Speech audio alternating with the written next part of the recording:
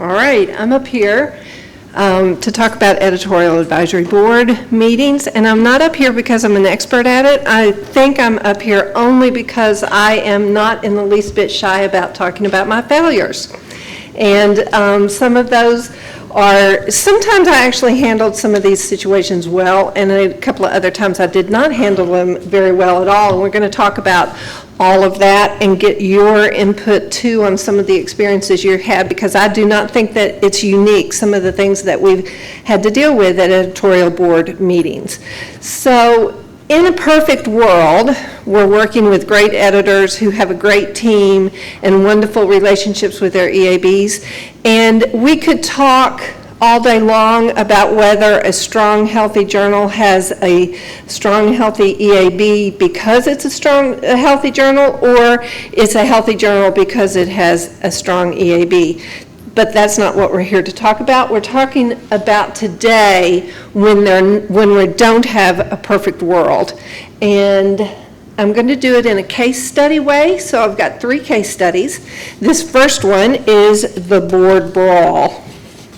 And this is a situation I think is probably more likely to occur when the journal is a society journal and the society impacts the EAB, and you can't just clear out a dysfunctional EAB without impacting the society as well.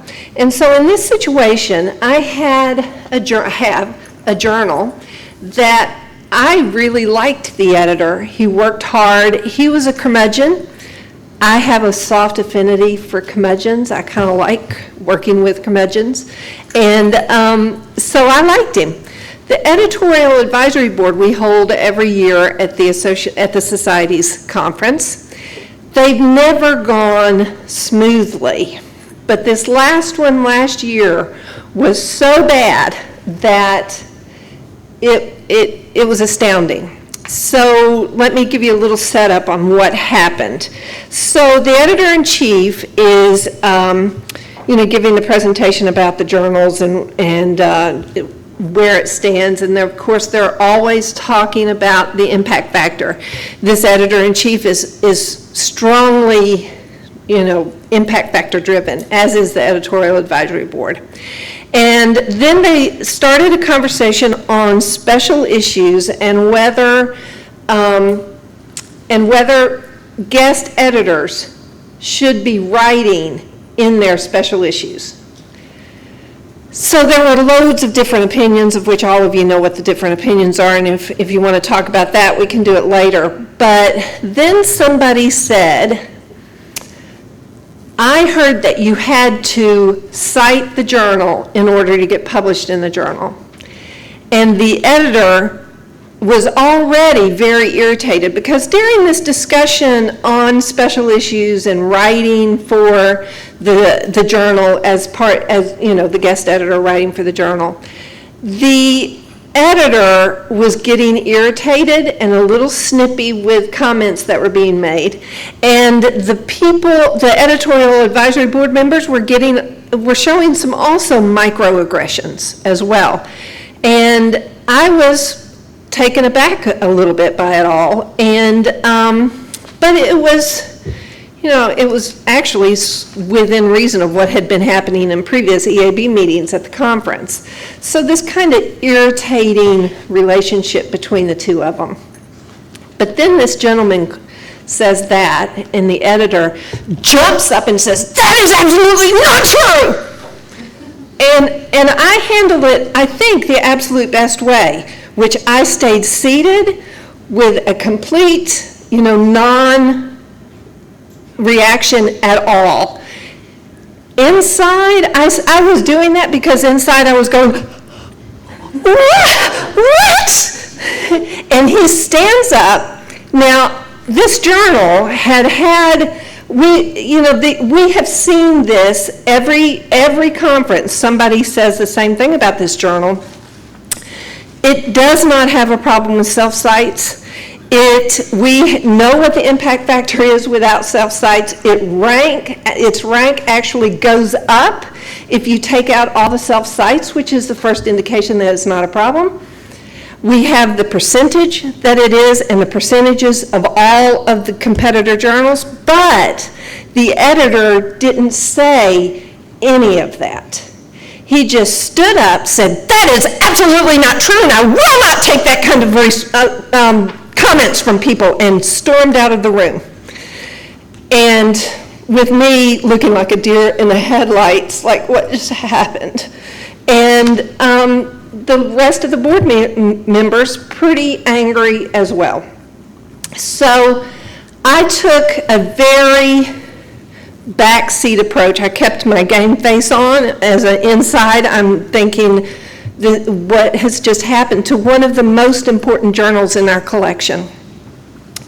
And so for the rest of the conference, I talked to individuals that had been at the meeting, and then talked to them again after the meeting, and talked to people who weren't at the meeting, and spent the next 6 months pretty much just sussing out what had happened. And so while I was not moving before the conference, moving toward not renewing the contract of this editor, because he clearly wanted to be editor, to continue to be the editor, and I thought that was the way we were going. I find out during my due diligence process that the society had actually been looking at another journal to make as their official journal, so we really had to move quickly to get the EAB back in support of the journal. And my initial response, even in hindsight of 2020, which was to just sit back and remain calm, keep calm and carry on, was probably the right, I still feel like even in hindsight, was the right decision to make. Because the EAB, I didn't want to make any decisions based on a really bad EAB meeting. Just if some people were just trying to stir the pot just for recreational purposes. And in the end, the editor is not having his contract renewed. And it's been a painful year. This happened last summer, and it's been painful ever since. But I do still believe that it's the right decision to make. So I guess the lesson from that I learned is that not all EAB meetings that turn out to be a brawl end up necessarily being a bad thing, other than it's just awful to watch in the process. It can get ugly. So my next case is that's the distractors. And we all know what the distractors are. Those, we have them in our meetings in our offices, and it's the person who shanghais the meeting, goes off topic, drones on and on and on about a topic that is being beaten to death. EAB meetings have their distractors. And the same techniques that are all over the websites everywhere on how to, have a good meeting, those work for distractors as well.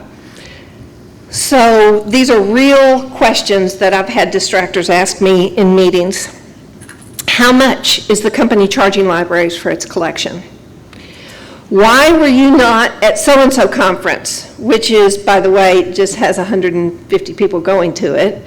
The journal really should be free to everybody. That would really increase citations. I see heads nodding, yep. And then my absolute favorite of all time, your company owns too many journals.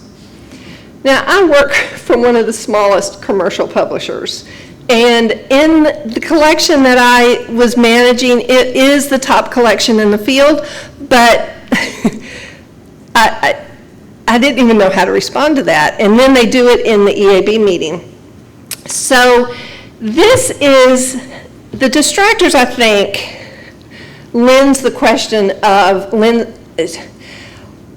over the course of my career, I have dealt with distractors in various ways, and you can deal with them the way that they tell you to on all the website, like have the agenda, have time constraints, keep to the agenda, use the agenda as a distractor, and answer a question quickly and then move back to the agenda, all of those things that are ways to make a meeting work.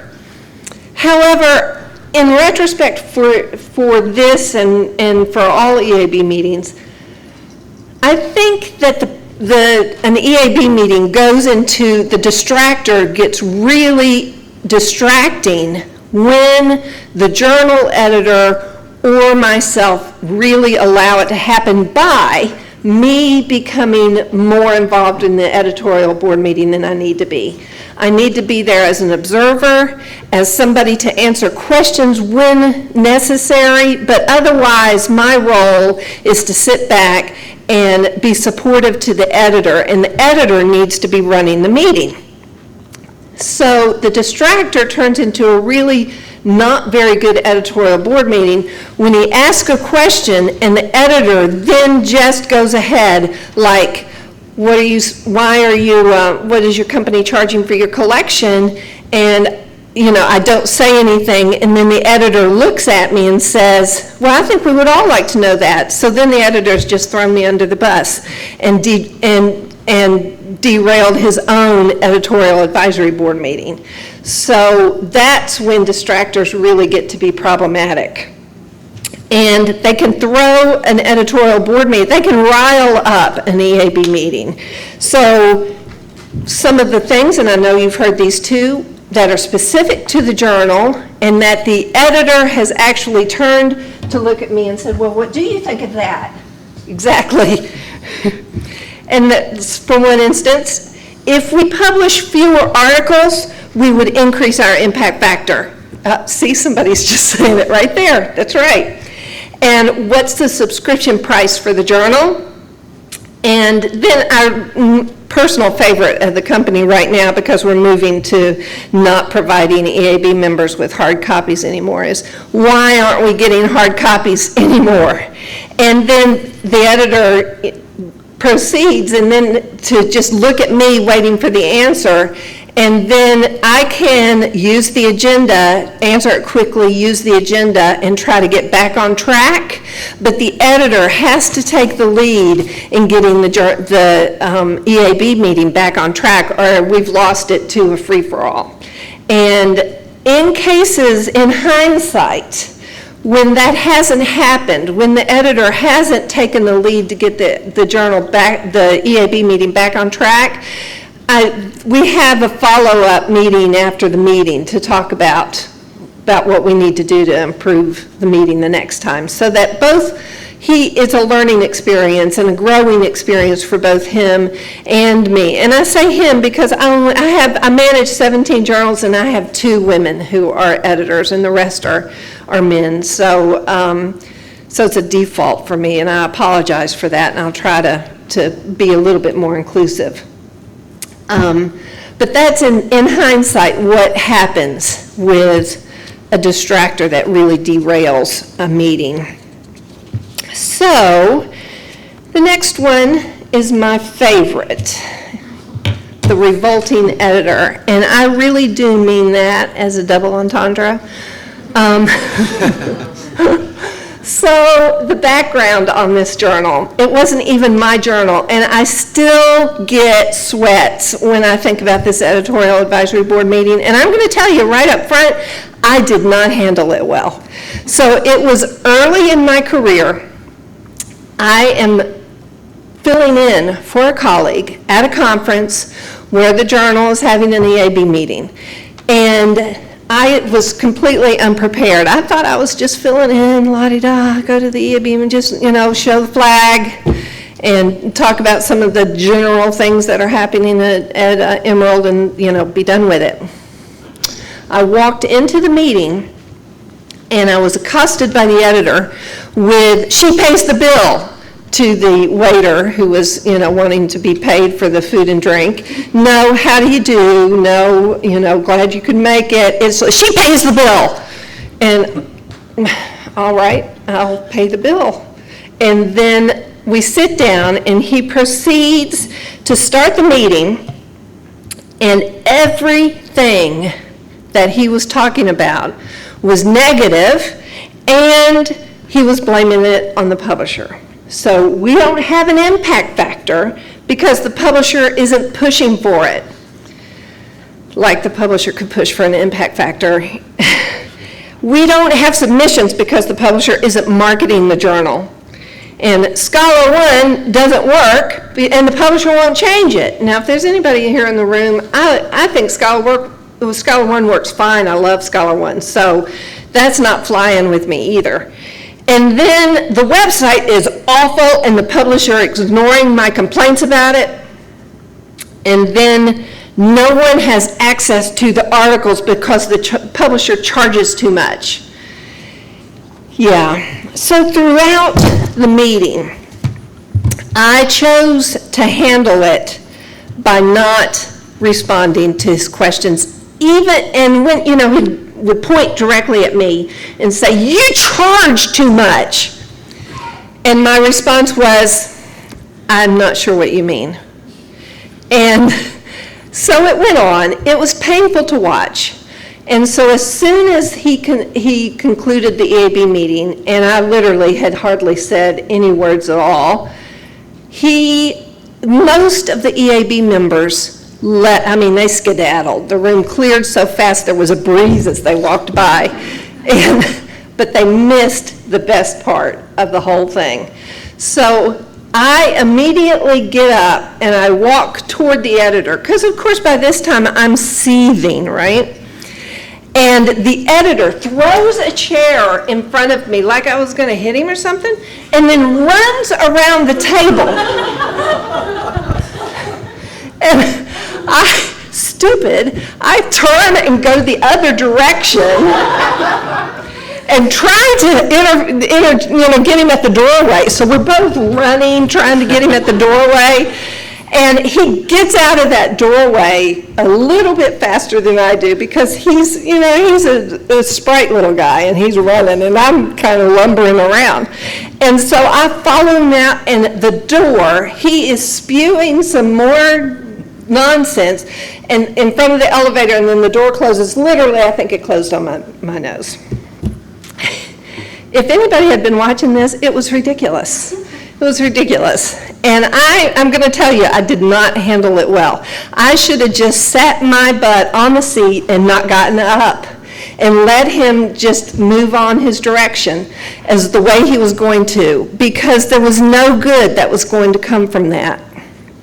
And that was pretty early in my career, and I've never had an experience like that.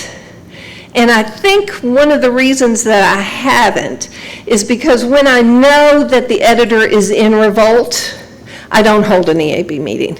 Because for what reason? What is it going to do except disenfranchise the EAB where hopefully the next editor is going to come from? And I try to put my resources and time into strengthening an EAB if that's possible. If it's in really real revolt, there's no way to do that.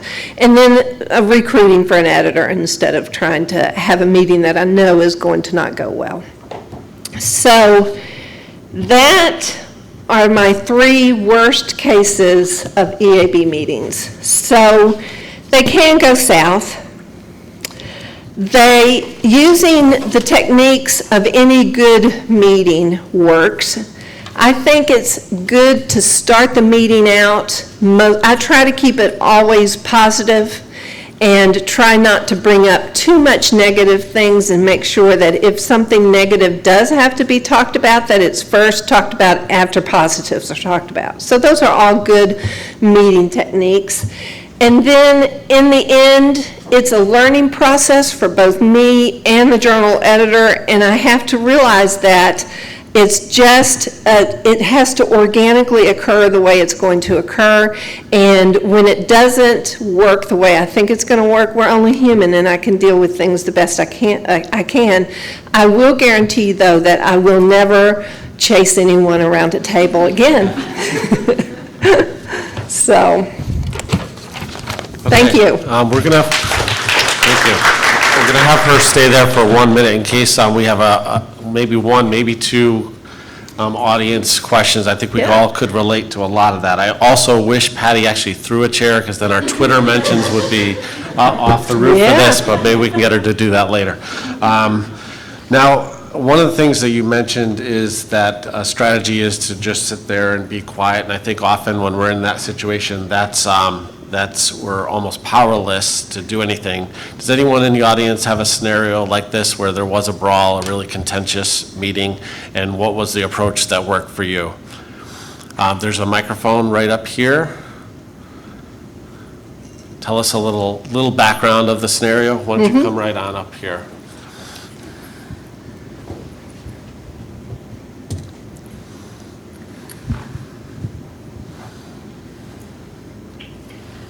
Hi, I don't know how well this answers the brief, but I take a different view or a different option, I suppose, in an instance where things are being said where I think, oh, the facts are actually something different. I have in the past calmly, and I have to sort of really make an effort about not getting riled up about it myself, but to say, I'd just like to bring to everyone's attention A, B, and C. And it takes, I have to decouple myself from what's happening in the room, think about how I'm going to present it, and then say it. But I've taken that stance on some occasions, and I have found it to be effective in diffusing a potential revolt. So I'm not saying do this when things are absolutely going crazy, but actually try to nip it in the bud, where there is something that can be meaningfully said. So I just wanted to present that option. And I think that's a really good option. And I think if you're not in full revolt, as you mentioned, and you're just at the distractor stage, I think that's a really good way to start that, is to get to the facts, ma'am. Kind of get it, try to nip it in the bud. And that's great.